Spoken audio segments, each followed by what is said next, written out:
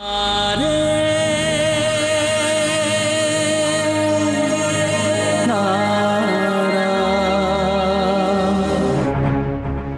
ராதிகா பாட்டிமா ரொம்ப ஸ்ட்ரெயின் ஆயிட்டேன்னு நினைக்கிறேன். நான் இவளை ரூமுக்கு கூட்டு போறேன்.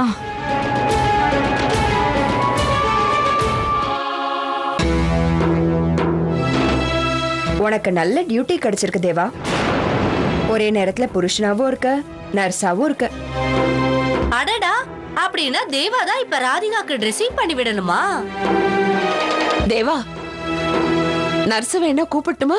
இல்லம்மா, ராதிகாவுக்கு நானும் ட்ரெஸ்ஸிங் பண்ணிடுறேன்.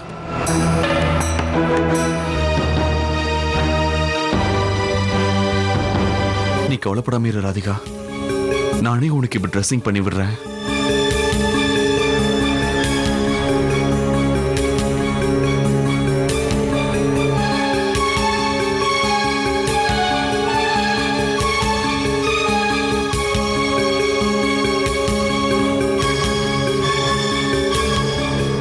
ராதிகா, இப்ப எப்படி இருக்க?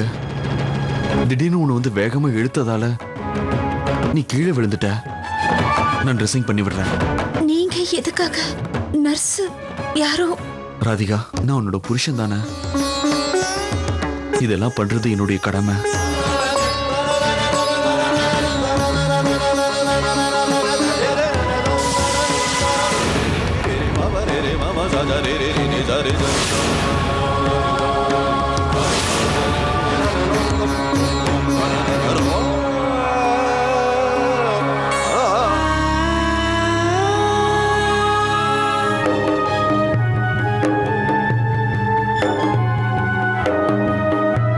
அவளுக்கு நினைவு வந்துச்சா?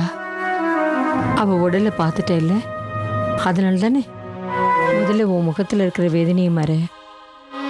அவ உடல்நிலையை பத்தி நீ கவலைப்படாம இருக்கணும். எல்லாமே சரியாயிடும் தேவா.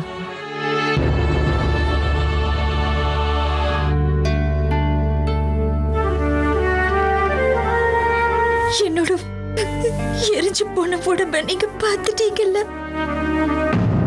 ஆனா உங்களால என்ன பார்க்க முடியல. ஆனா நீ நினைக்கிற மாதிரி என் மனசுல எதுவுமே இல்ல. இந்த அளவுக்கு உடம்புல ரணத்தை வச்சுக்கிட்டு நீ எப்படி தாங்கிக்கிட்டு இருக்க? இந்த உலகத்துக்கு முன்னால நான் உன்னை அழகாக்கி காட்டுறேன்.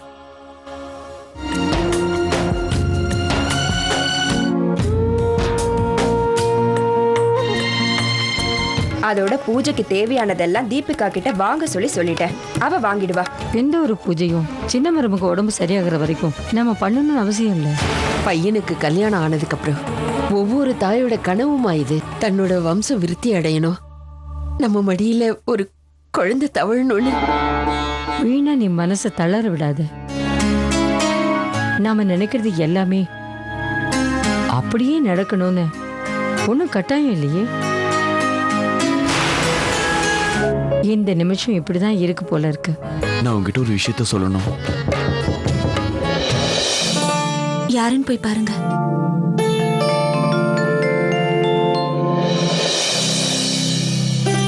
எப்படி இருக்க சின்ன மருமகளே?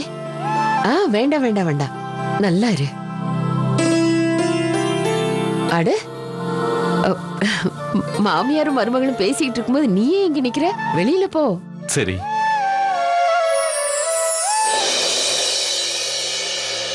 எவ்வளவோ பிரச்சனைகளை தாண்டி நீ இந்த வீட்டுக்குள்ள வந்திருக்கல. ஆனா பாத்தியா, நீ வந்த உடனே எவ்வளவு பெரிய சம்பவம் நடந்து போச்சுன்னு. இனிமே என்ன நடக்கும்னு நினைச்சாலே பயமா இருக்கு. அந்த மாதிரி யோசிக்க கூடாதுன்னு தெரியும்.